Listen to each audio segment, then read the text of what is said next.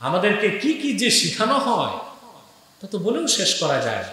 আমরা স্কুলে পড়েছিলাম হিন্দু কবি, তার নামটাও মনে নাই, কি যেন অন্ন শঙ্কর না কি নাম, জীবনানন্দ দাস, তার কবিতা। এই লোক কবিতাতে স্বপ্ন দেখছে আমি আবার বাংলায় ফিরে আসব শঙ্খচিল হয়ে। নাউজুবিল্লাহ। মরার পর মানুষ ফিরে আসবে? পুনর্জন্মের বিশ্বাস মুসলমান বিশ্বাস করতে পারে? এটা হিন্দুদের একটা মিথ্যা কাল্পনিক ধারণা ও বিশ্বাস। পুনর্জন্মকে যে বিশ্বাস করবে সে আল্লাহর কোরআনের 2000 আয়াতকে অস্বীকার করলো। সে শুধু কাফের না কুখ্যাত কাফের?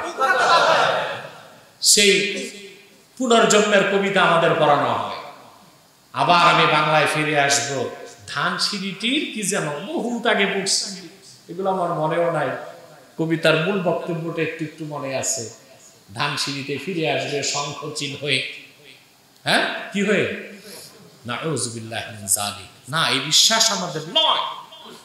আমরা গর্বিত বাঙালি হয়ে নয়, এই পরিচয় পড়ে। আমাদের প্রথম পরিচয় আমরা উম্মতে মুহাম্মাদি, আমরা মুসলিম, আমরা ঈমানদার। এই ভূপৃষ্ঠে আমরা আল্লাহর সাক্ষ্যদাতা, এটা আমাদের পরিচয়। তারপর পরিচয় হতে পারে বাংলাদেশ, ঠিক কিনা? তারপর তো পরিচয় তো অভাব নেই। তারপর আঞ্চলিক পরিচয়, বরগুনা, নোয়াখালী, পটুয়াখালী, ঠিক কিনা? নারায়ণগঞ্জ, বিভিন্ন পরিচয় আছে আমাদের, ঠিক কিনা?